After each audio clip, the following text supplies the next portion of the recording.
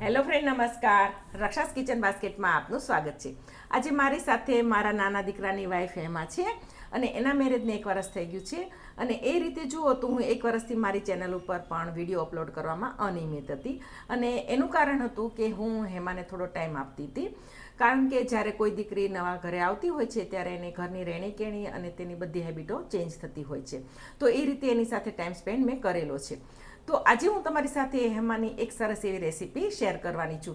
કારણ કે હેમા હવે રસોડું હેન્ડલ કરે છે અને એના ઘરે જે એના મમ્મીના ઘરે જે બનતી હોય એ ઘણી બધી ડીશ છે કે જે હેમા બહુ જ સરસ બનાવે છે.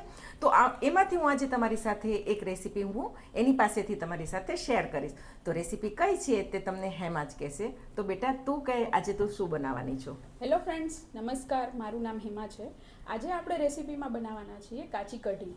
કાચી કઢી જનરલી મારા મમ્મીના ઘરે અવારનવાર બનતી હોય છે. કાચી કઢી મારા પપ્પાની ફેવરિટ છે. તો કાચી કઢી જનરલી અમારી ઘરે ખીચડી અને ડુંગળીના શાક સાથે બનતી હોય. તો ચાલો આજે આપણે બનાવીએ કાચી કઢી. સરસ રેસીપી છે, કારણ કે એણે જ્યારે બનાવી ત્યારે અમારે બધાને એકદમ સરસ ફેવરિટ બની ગઈ છે. તો સરસ એવી ચાલો આપણે રેસીપી સ્ટાર્ટ કરીએ. તો ચાલો આપણે રેસીપી સ્ટાર્ટ કરીએ. મેં અહીંયા એક પેન લીધેલું છે. આપણે છાશ વઘારવાની હોવાથી સ્ટીલનું પેન મેં આમાં લીધેલું છે. તો આપણે 1 ચમચી તેલ નાખશું એમાં. તો આપણે તેલને થવા દઈએ. હવે તેલ ગરમ થઈ ગયું છે તો આપણે પહેલાં 1 ચમચી જીરું નાખીએ. ગેસની ફ્લેમ આપણે એકદમ સ્લો જ રાખશું. પછી આપણે નાખશું લસણ. 4 કળી લસણ આપણે લીધેલું છે. લીલું લસણ પણ લીધેલું છે અને સૂકું લસણ પણ લીધેલું છે. અને આપણે આ બધું જે છે એ સ્લો ફ્લેમ ઉપર જ બનાવશું. અને લીલું લસણ એવું છે તમારે જો અવેલેબલ હોય તો લેવાનું, બાકી સૂકા લસણમાં પણ સરસ થશે.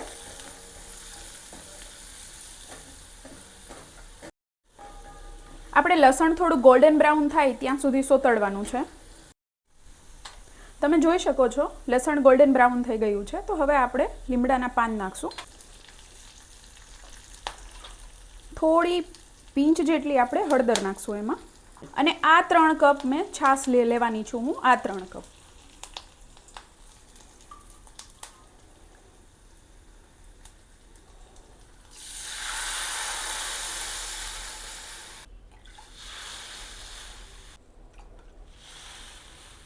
હવે આપણે એમાં સ્વાદ અનુસાર મીઠું નાખશું.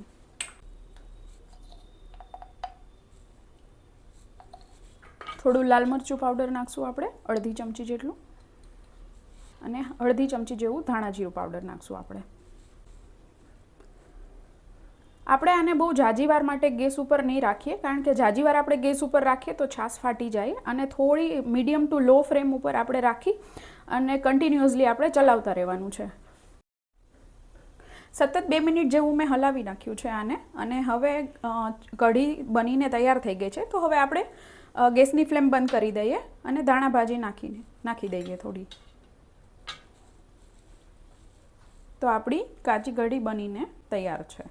તમે આને ખીચડી સાથે, રાઈસ સાથે, ગમે એની સાથે ખાઈ શકો. ઘણી વખત છે ને કઢીમાં એવું હોય છે કે ચણાનો લોટ આવે તો ઘણાને એસિડિટીનો પ્રોબ્લેમ થઈ જતો હોય છે. તો તમે એની જગ્યાએ આ કાચી કઢી તમે બનાવશો તો એકદમ સરસ લાગે છે. અને કઠોળમાં પણ આ કાચી કઢી તમે બનાવીને રાઈસ સાથે ખાશો તો એકદમ સરસ એવી આ કઢીનો ટેસ્ટ આવશે.